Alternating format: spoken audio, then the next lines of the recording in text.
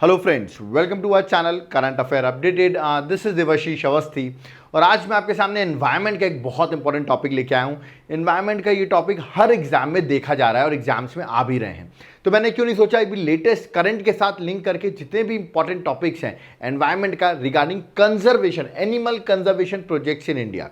आप देखोगे बहुत सारे कंजर्वेशन प्रोजेक्ट्स हैं, जैसे प्रोजेक्ट चीता है, प्रोजेक्ट टाइगर है, ये बहुत सारे प्रोजेक्ट्स हैं। ओके, क्या उनको एक जगह मैं आपको प्रोवाइड कर दूं जिसमें आपको सारी इंफॉर्मेशन मिल जाए जो एग्जाम पर्सपेक्टिव से इंपॉर्टेंट है? तो ये लेक्चर उसी की बात करता है। लेक्चर को एंड तक जरूर देखना, क्योंकि मैंने ऐसे पॉइंट्स कवर किए हैं कि एग्जाम में आप देखेंगे क्वेश्चन रिपीट पे रिपीट हो रहे हैं इस लेक्चर से। सो एंड तक अगर आपने देखा तो बहुत हेल्पफुल होगा आपके लिए। ओके, तो चलिए स्टार्ट करते हो। करंट के साथ भी इसको मैंने लिंकअप कर दिया है, एक एक करके जितने भी एनिमल कंजर्वेशन प्रोजेक्ट्स हैं, ठीक है, और एनवायरमेंट से रिलेटेड जो कि इंपॉर्टेंट टॉपिक है उसको डिस्कस करते हैं। ओके, तो सबसे पहले आते हैं फेमस प्रोजेक्ट्स। मैं ऐसे 12 प्रोजेक्ट डिस्कस करूंगा। तो फर्स्ट प्रोजेक्ट है दैट इज प्रोजेक्ट टाइगर। सबको पता है प्रोजेक्ट टाइगर क्या है। I hope conservation of tigers की हम बात कर रहे हैं।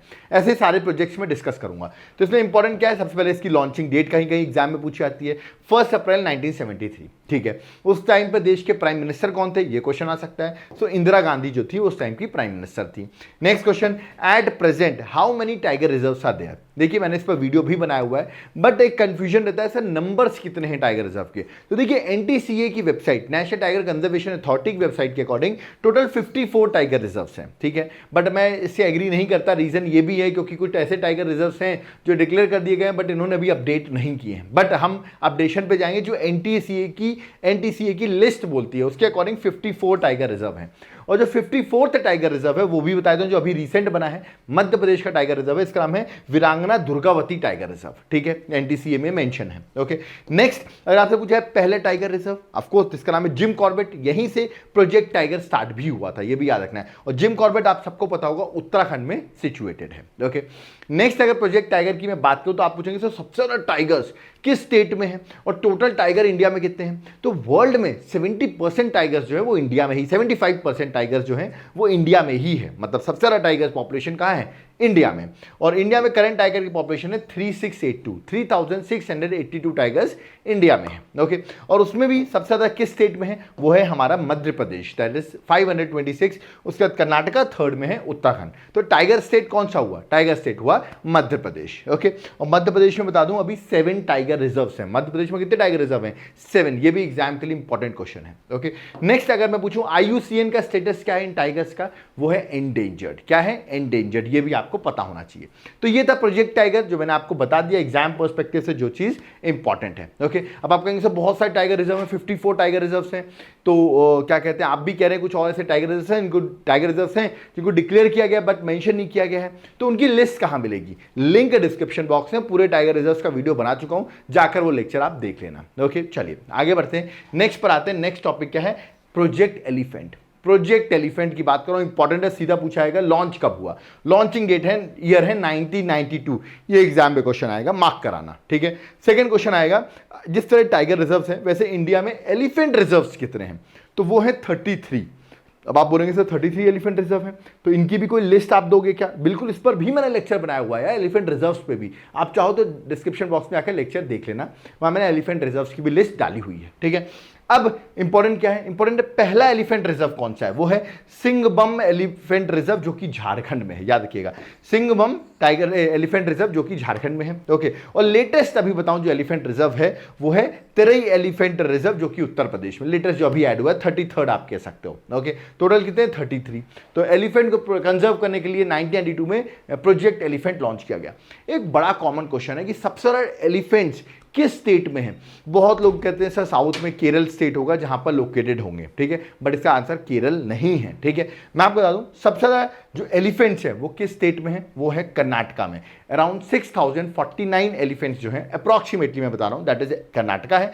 नंबर्स याद नहीं करने हैं। ठीक है, टॉप 3 स्टेट्स आप गो थ्रू कर सकते हो।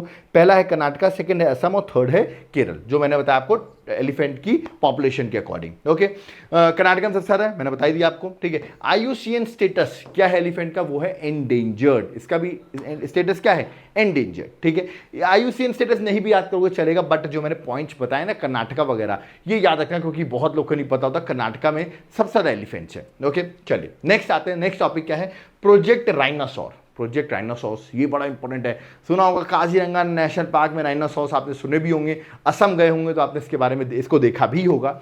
चलिए मैं इसके बारे में डिस्कस करता हूं। सबसे पहले प्रोजेक्ट राइनोसॉर लॉन्च कब हुआ, ईयर ऑफ लॉन्चिंग क्या है, ईयर ऑफ लॉन्चिंग है 2005। ओके, नेक्स्ट ये क्वेश्चन आएगा कि इंडियन राइनो विजन हमने लॉन्च किया था 2020 में, ठीक है। तो यार इंडियन राइनो विजन कब का है, वो है 2020 का है। तो ये भी इंपॉर्टेंट है कि जो इंडियन राइनो का विजन था हमारा वो कब का था, 2020 ऑफ कोर्स, जहां पर हमने राइनोस की पॉपुलेशन जो है वो इंक्रीज करने की बात की गई थी। तो ये याद कर लेना, वैसे इतना इंपॉर्टेंट नहीं है ये इंडियन राइनो विजन, इंपॉर्टेंट है ये ईयर ऑफ लॉन्च, ये प्रोजेक्ट राइनो कब लॉन्च हुआ, दैट इज 2005, ये ज्यादा इंपॉर्टेंट है, ठीक है।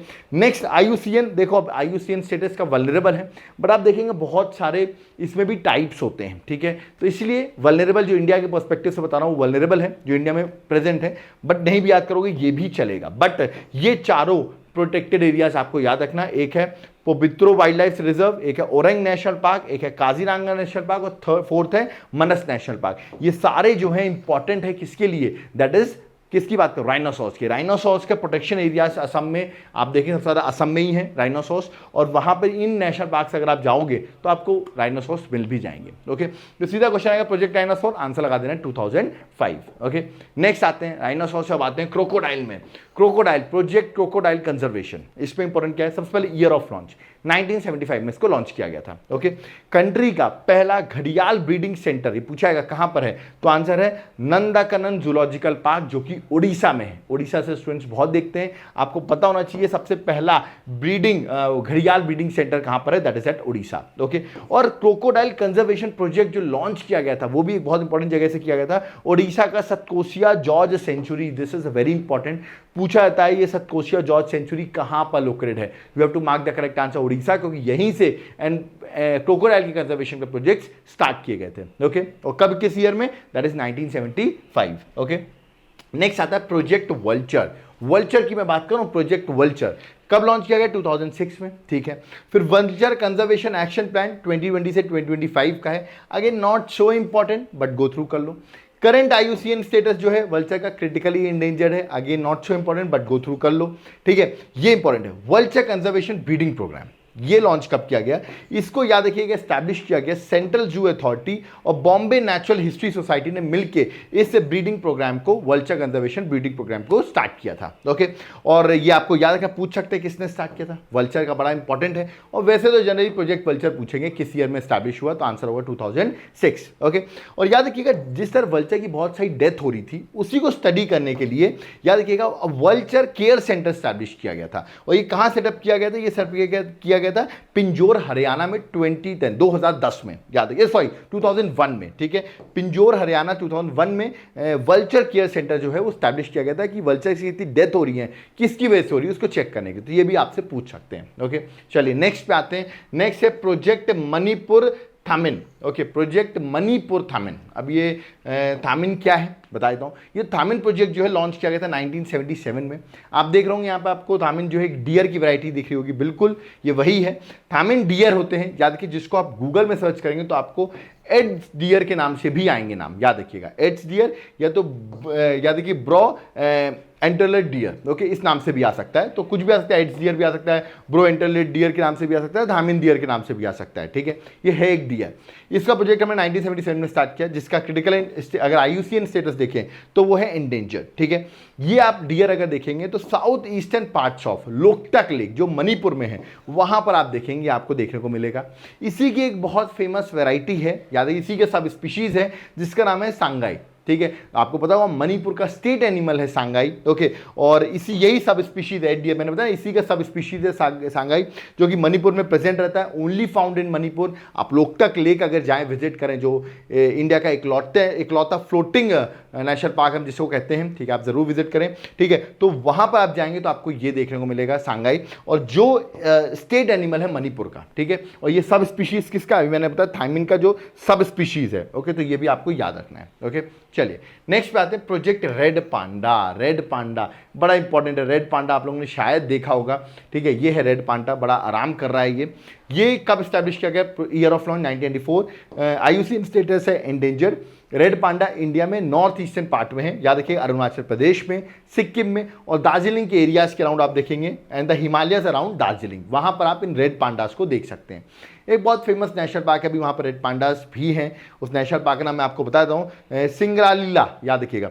सिंगरालीला नेशनल पार्क जो है, याद रखिए, जो कि वेस्ट बंगाल में है, दार्जिलिंग के पास में ही है। ओके, और ये national park is famous for what? That is red panda. तो ये नेशनल पार्क आपसे पूछ सकते हैं। और एरिया याद रखना, क्वेश्चन पूछ लेंगे कि ये मिलते हैं आपको यूपी साइड में, नहीं, रेड पांडा आपको नॉर्थ ईस्टर्न साइड में है। ओके, नेक्स्ट आता है प्रोजेक्ट हंगुल। इंपॉर्टेंट है, इसको कश्मीर स्टैक के नाम से भी जानते हैं, प्रोजेक्ट हंगुल। अब आप यहाँ पर भी देख सकते हैं, डियर जैसा आपको यहाँ पर दिख रहा होगा, यही है हंगुल। ओके, इसका प्रोजेक्ट लॉन्च किया था 1970s के टाइम पर। और कहाँ से लॉन्च किया गया था? दैट इज इंपॉर्टेंट, क्योंकि हंगुल और जो कश्मीर स्टैग है ये क्रिटिकली एंडेंजर्ड है। और ये देखेंगे मेनली फाउंड होता है दशगम नेशनल पार्क, जो कि श्रीनगर में है, वहाँ मेनली आप देखेंगे फाउंड होता है। और जम्मू एंड कश्मीर के ज्वाइनिंग एरियाज में आपको देखने को मिलेगा, जनरली दशगम नेशनल पार्क में। ओके, नेक्स्ट, हंगुल एनिमल जो है it's a subspecies of central Asian red deer. जो रेड डियर होते हैं ना, उसी का सब स्पीशीज है हंगुल। और इसको मैंने बताया आपको, जम्मू एंड कश्मीर इसको प्रोटेक्ट कर रहे हैं, ठीक है, उसके लिए प्रोजेक्ट भी लॉन्च किया है। और इस प्रोजेक्ट को बाद में आगे जाके प्रोजेक्ट हंगुल की जगह इसका नाम रख दिया गया था save Kashmir red deer hangul. कब किया गया था? 2009 में इसका प्रोजेक्ट का नाम भी चेंज किया गया था। That is not important, but remember project hangul कब लॉन्च किया था? 1970s के टाइम पर। ओके, चलिए नेक्स्ट आते हैं, डॉल्फिन की बात करते हैं। और आपको पता होगा डॉल्फिन अभी न्यूज में भी है, conservation of Gangetic river dolphin. क्यों न्यूज में है? क्योंकि मैं आपको क्वेश्चन पूछ रहा हूं, किसी स्टेट ने इसको अपना स्टेट एनिमल डिक्लेयर किया है। मैं ऑप्शन दे रहा हूं, यूपी ने डिक्लेयर किया है, कि वेस्ट बंगाल ने, कि मध्य प्रदेश ने। या मुझे कमेंट बॉक्स में बताइए किस रीसेंट स्टेट ने अभी रिसेंटली स्टेट एनिमल डिक्लेयर किया है, किसको? गैंगेटिक रिवर डॉल्फिन को। ओके, ये आप मुझे कमेंट बॉक्स में मेंशन करेंगे। चलिए, ये कंजर्वेशन प्रोजेक्ट 1986 में लॉन्च किया गया। इसका IUCN स्टेटस जो है वो एंडेंजर्ड है। और ministry of environment, forest and climate change ने नोटिफाई किया था कि गंगा रिवर डॉल्फिन जो है वो इंडिया का नेशनल एक्वेटिक एनिमल है। और ये उन्होंने डिक्लेयर किया था 18 मई 2010 में। 18 मई 2010 में नेशनल एक्वेटिक एनिमल बन गया था हमारा river Gangetic river dolphin. Okay, और आप देखेंगे डॉल्फिन, आप देखेंगे मेनली जो फाउंड होती है वो होती है गंगा और ब्रह्मपुत्रा की रिवर में आपको डॉल्फिन देखने को मिलेगी। ओके, और नेशनल डॉल्फिन डे ये भी आपसे पूछ सकते हैं, अभी अक्टूबर अभी रिसेंटली निकला, तो पूछ सकते हैं नेशनल डॉल्फिन डे हम कब सेलिब्रेट करते हैं? करेक्ट आंसर है 5 अक्टूबर। देखिए 10th प्रोजेक्ट जो है that is project snow leopard. बहुत इंपॉर्टेंट प्रोजेक्ट है प्रोजेक्ट स्नो लेपर्ड की। अगर मैं बात करूं तो ईयर ऑफ लॉन्चिंग आपको याद रखना 2009 है इसकी ईयर ऑफ लॉन्चिंग, ठीक है। करंट स्टेटस है इसका वल्नरेबल। और कभी भी स्नो लेपर्ड की बात करें तो याद रखिएगा स्नो लेपर्ड का कंजर्वेशन ब्रीडिंग प्रोग्राम जो है उसको स्टार्ट किया गया था, अंडरटेकन किया था कहां से? याद रखिएगा Padmaja Naidu Himalayan wild life park जो कि दार्जिलिंग वेस्ट बंगाल में लोकेटेड है। ओके, तो ये भी आ सकता है Padmaja Naidu Himalayan wild life park ये कहां पर सिचुएटेड है, इस तरह भी क्वेश्चन आपसे फ्रेम किए जा सकते हैं। ओके, चलिए आगे बढ़ते हैं। नेक्स्ट आते हैं that is 11th project green Indian bustard. आप सोचें टोटल कितने 12 ही हैं यार, एंड तक देख लेना, एंड में बहुत इंपॉर्टेंट चीज दी है मैंने। Project great Indian bustard start कब हुआ? लॉन्चिंग ईयर 2013 याद रखना है। करंट स्टेटस जो है इसका क्रिटिकली एंडेंजर्ड सफिशिएंट है। इसके बारे में जनरली हम ये प्रोजेक्ट की जो ईयर ऑफ लॉन्चिंग है ना वो जनरली एग्जाम में पूछी जाती है। और लास्ट है प्रोजेक्ट चीता जो कि करंट अफेयर्स के एग्जाम से सबसे इंपॉर्टेंट है क्योंकि रिसेंटली इसको लॉन्च किया गया, ईयर ऑफ लॉन्चिंग है 2022। प्राइम मिनिस्टर मोदी ने आपको पता होगा प्रोजेक्ट चीता कंजर्वेशन प्रोजेक्ट लॉन्च किया है 2022 में। इस प्रोजेक्ट के अंदर हम याद रखिएगा चीता जो है उनको हम ला रहे हैं बाहर की कंट्री से। कहां से? नामीबिया और साउथ अफ्रीका से हम चीतास ला रहे हैं। उनको हमने रखा कहां पर है? मध्य प्रदेश के कूनो नेशनल पार्क पर। बट अभी कुछ साउथ अफ्रीका से भी चीता आने वाले हैं और उनको जो हम रखने वाले हैं वो मध्य प्रदेश के ही Gandhi Sagar wild life sanctuary जो है वहां पर रखेंगे। तो आप देख रहे हैं एक तरीके से चीता अफ्रीका कॉन्टिनेंट से आ रहे हैं और इंडिया के मध्य प्रदेश स्टेट में रखे जा रहे हैं, तो ये इंपॉर्टेंट है। अब खास बात यहां पर क्या है, एक मैस्कॉट अनाउंस किया है, ठीक है। और किसका मैस्कॉट अनाउंस किया है? वो है चिंटू चीता। ये आपसे पूछ सकते हैं कि अभी रिसेंटली ऑफिशियल मैस्कॉट रखा गया है चीता इंट्रोडक्शन प्रोग्राम का कूनो नेशनल पार्क में। मैंने आपको बताया कूनो नेशनल पार्क मध्य प्रदेश में, तो उस ऑफिशियल मैस्कॉट का नाम क्या है? तो उसका नाम है चिंटू चीता। तो ये क्वेश्चन आपके एग्जाम में पूछ सकते हैं, चिंटू चीता जो है या तो ऑफिशियल मैस्कॉट क्या है कूनो नेशनल पार्क का चीता के लिए? तो आंसर होगा चिंटू चीता। ओके, तो ये भी आपको याद रखना है, ठीक है। तो ये थे 12 कंजर्वेशन प्रोजेक्ट्स जो मैंने आपको बताया। एक एक करके मैं वापस रिपीट कर दूं एनिमल कंजर्वेशन प्रोजेक्ट्स में। प्रोजेक्ट टाइगर मैंने बताया 1 अप्रैल 1973, project elephant 1992, project dinosaurs 2005, project crocodile conservation 1975, project vulture 2006, project Manipur thymine जिसको मैंने बताया था संगाई जो है वो उसी का स्टेट एनिमल है मणिपुर का, उसी का सब स्पीशीज का है, ये इसका सब स्पीशीज पार्ट है 1977 में, प्रोजेक्ट रेड पांडा 1966 में, प्रोजेक्ट थंगुल 1970 में, कंजर्वेशन ऑफ गैंगेटिक डॉल्फिन, और क्वेश्चन भी मैंने आपको दिया हुआ है याद रखिए 24 नवंबर 1986, project snow leopard 2009, project green Indian bustard 2013 और प्रोजेक्ट चीता 2022। ये सारे ईयर्स जो है ना वो एग्जाम में आते हैं, याद रखिएगा। हो सकता है आपसे क्रोनोलॉजिकल ऑर्डर में पूछ रहे हैं, हो सकता है मैच द फॉलोइंग में पूछ रहे हैं, ये ईयर्स आपको याद रखने हैं, ठीक है। और जाते जाते मैं आपको कुछ इंपॉर्टेंट डेज भी बता के जाऊंगा, ठीक है, important days related to animals, क्योंकि एनिमल कंजर्वेशन प्रोजेक्ट में डिस्कस कर रहा हूं तो इंपॉर्टेंट डेज तो डिस्कस करना बनता है। जैसे इंटरनेशनल चीता डे की अगर हम बात करें तो 4 दिसंबर को सेलिब्रेट किया जाता है।